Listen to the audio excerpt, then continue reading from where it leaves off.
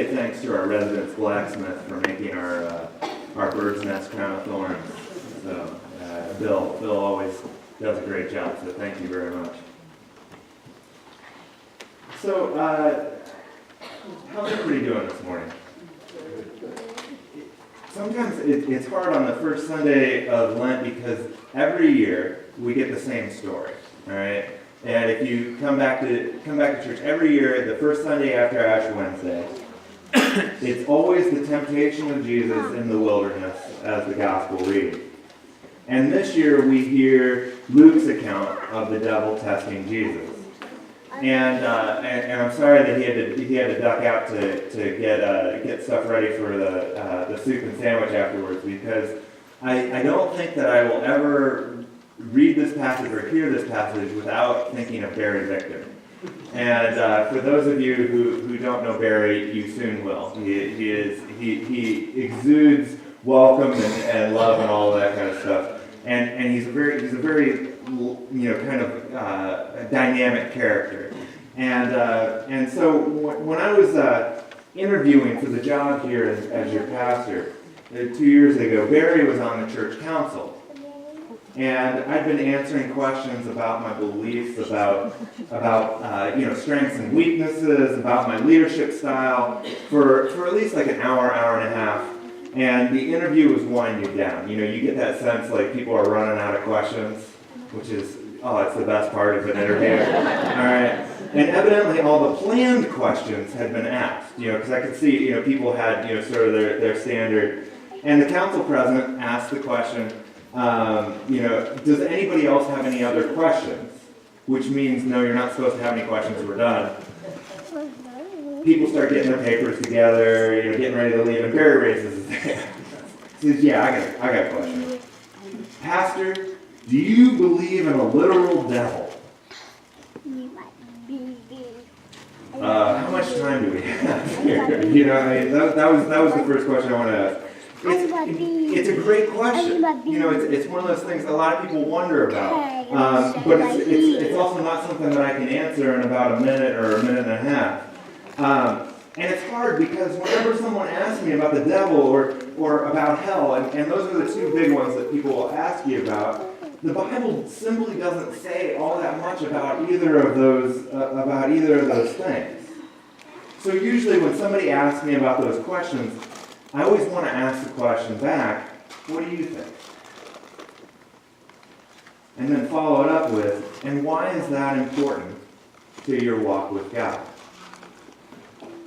So that's what I'm trying to sort through kind of today. And hopefully Barry will get to listen to the recording and he can get my full answer 2 years later. So I mean, this whole story, as you read it, this whole story of Jesus in the wilderness has this supernatural feel about it. All right? Because as you read it, you have Jesus somehow surviving without food for 40 days in the wilderness. I don't know about you guys, but I have trouble missing lunch. And yet Jesus is all in. And then you have this force that whisks Jesus across kind of time and space. In verse 5, the devil is somehow able to show Jesus all the kingdoms of the world all at once. Not quite sure how that works. And then in verse 9, they're like teleported up to the pinnacle of the temple. And these details sound fantastic and sort of otherworldly to me. And there's much that I'm not sure of. I mean, one of the big ones is, what does the devil look like? We never get to hear that. Or does the devil really have superpowers? That's kind of, it sort of sounds like he's like a superhero of some sort, or evil villain. And with so much uncertainty, I wonder if maybe we should go towards some details that seem more certain. Does anyone remember where Jesus was right before he goes out into the wilderness to be tempted? There's a clue in our gospel text today. You're allowed to cheat. You're allowed to look. Anybody know what he was doing right before he goes out into the wilderness? His baptism. Yeah, it says when he comes from the Jordan. All right. And could we say, with some certainty, that our baptisms are linked to temptation and trials? Has anyone else found this to be true in their life? I know that I have. When we are baptized, when we are claimed by God, our lives are forever linked to the mission of God. And it's a mission of peace, a mission of inclusivity, and a mission of grace, a mission of generosity that will only serve to increase our temptations and make our lives more complicated and difficult. And this is because baptism ties us to the suffering. It ties us to the oppressed. It ties us to the needy. We can no longer only look out for ourselves and our immediate family, because baptism binds us to all of creation and all of humanity. Gay people, straight people, Republicans, Democrats, atheists, Muslims, rich and poor. All of them belong to God and are created in the divine image. So I'm left with questions. After I'm baptized, how can I buy clothes that were made by a child in a sweatshop? Do I just not pay attention? Do I just ignore that fact? After I'm baptized, how can I talk behind a fellow child of God's back? How can I cut them down without them knowing? After I'm baptized, how can I have a full fridge and a full pantry of food while some children go hungry down the street? Baptism and belonging to God will increase our temptations and trials, and this I know for sure. What else can we say for certain about the temptation of Jesus in the wilderness?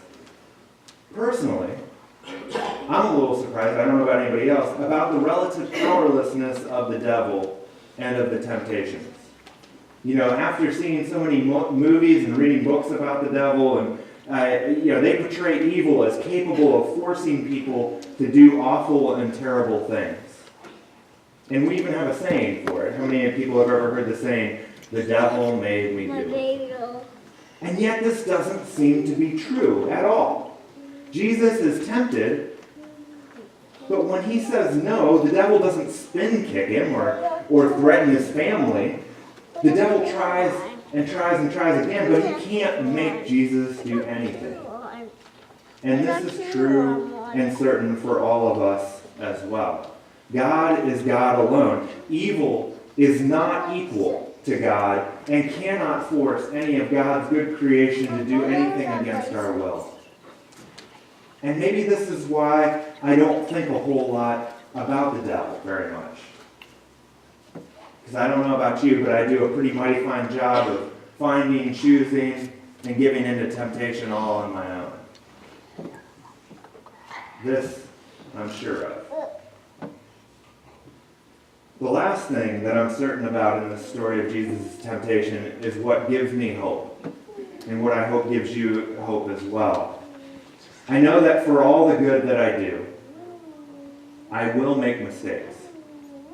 I know for certain that I have hurt people's feelings, that I have taken more than my share in this life.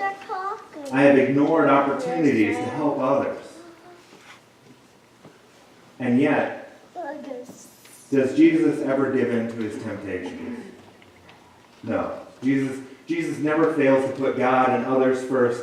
And today we hear that no matter what we have done, Jesus has defeated evil 2,000 years ago. And the wars, the famines, and other injustices that we hear about today are only the final death throes of this age. This is the gospel for all of us who have ever given in to our temptations, ever given in to our testings or our trials. We are forgiven. And we have the gift of new life to be reconciled to God and to one another. We have the opportunity every day to try again to live into our baptismal truth that each of us are beloved children of God. This is the final thing that I'm sure of this morning, is that Jesus has defeated every force that stands in opposition to God, even when the devil succeeds in tempting Judas, the high priest, you and me, to kill the Christ. God takes death even and creates something beautiful and new. Make no mistake, death is still painful. It's still ugly. It's still lonely. And yet the resurrection promises that death is no longer final nor absolute. Because of Christ's love and sacrifice on the cross, we are promised heaven. And we know that God's promises are good promises. This is what I know. So when it comes to the devil, I'm still a little uncertain about what I think. Who it is, how he works. But I am 100% positive that the tomb is empty. That Jesus has risen. And this is most certainly enough. Thanks be to God, amen.